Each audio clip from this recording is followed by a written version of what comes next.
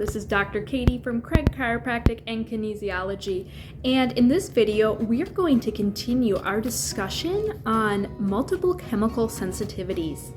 Now, if you have not already seen the previous two videos, I encourage you to go back and listen to those to get some important context. The links will be down below in the description.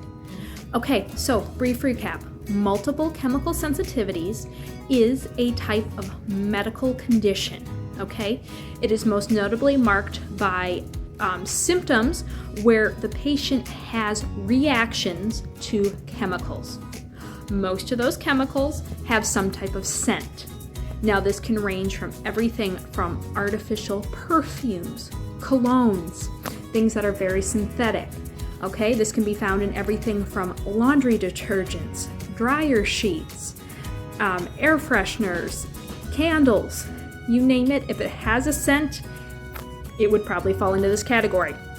People with this condition may also react to certain natural scents. They might react to, like, if metal is heated up and that gives a certain kind of scent, right? Like hot metal.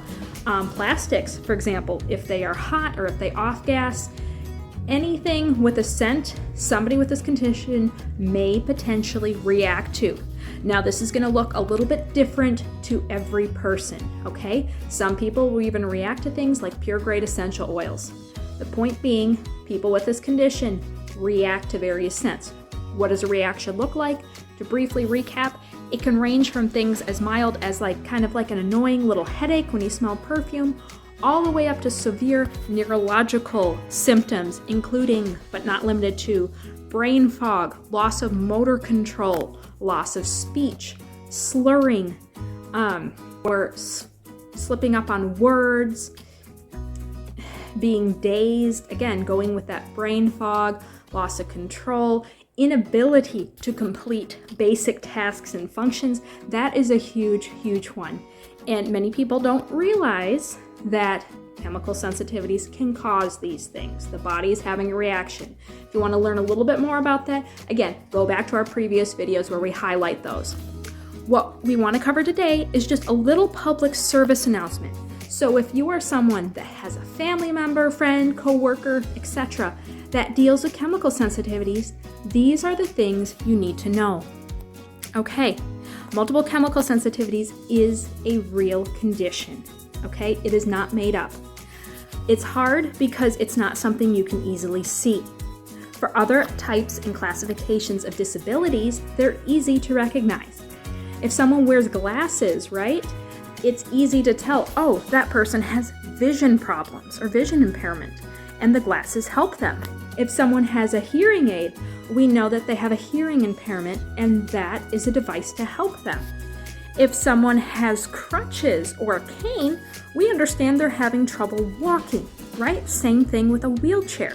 We can visually see that, recognize a problem, and then be sensitive to that, if not trying to be helpful, right? We tend not to have a problem with that when we can physically see the disability. The hard part about multiple chemical sensitivities is this is not a disability that you can see with your eyes. It's something that the other person physically feels and experiences.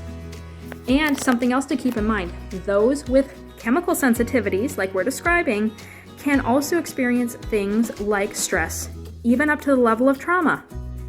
These people have a hard time functioning in life.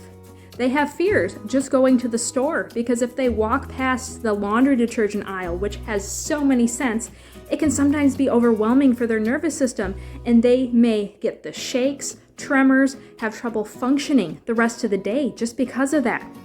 They might bump into somebody at the checkout line that has heavy perfume and it has the same reaction.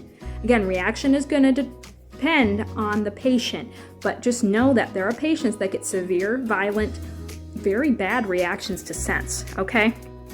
So basically, those with this condition often live in fear of just doing everyday tasks because exposures to scents, which are everywhere in our world, can make simple tasks twice as hard.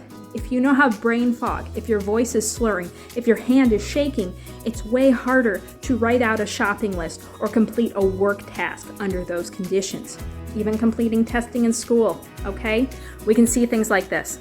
So, I'm sharing this video as a public service announcement, just to bring awareness so that if you know someone with this condition, you can be kind to them. You can show some understanding that, wow, this is real, they are experiencing real symptoms, and they can use your help. How can I help, you might say?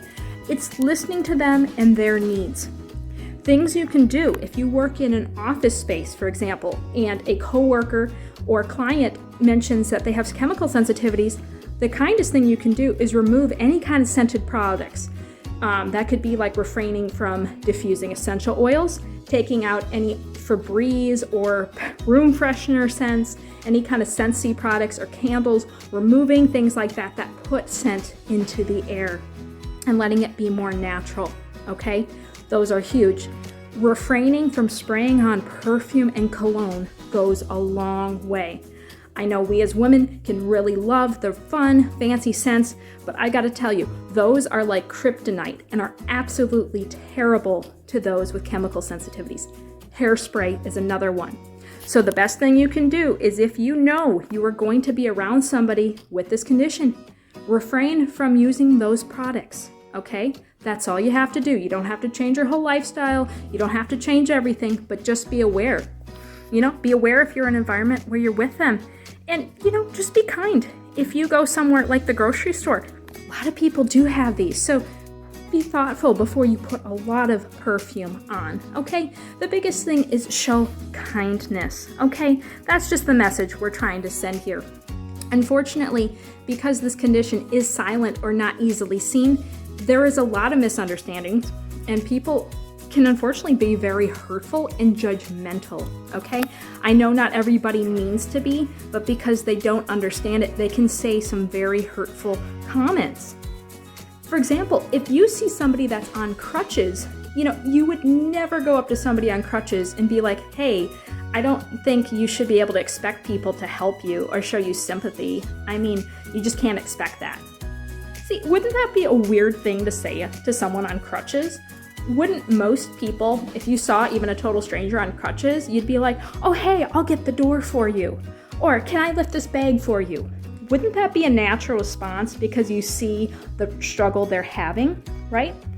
Unfortunately, because you can't always physically see the struggle of someone with chemical sensitivities, we assume that they don't have a problem. And when they ask you for help, like, hey, I'm really reacting to the perfume you're wearing. Next time I see you, can you refrain from wearing that? People instead get very argumentative. They make up excuses. They talk about how much they like the perfume. And they're just like, I don't think you can really expect people to change their life for you. And that is just very insensitive. That's very thoughtless. And that sends the message that you don't take their medical condition seriously, okay? The big thing here is just asking people, be good neighbors, show kindness.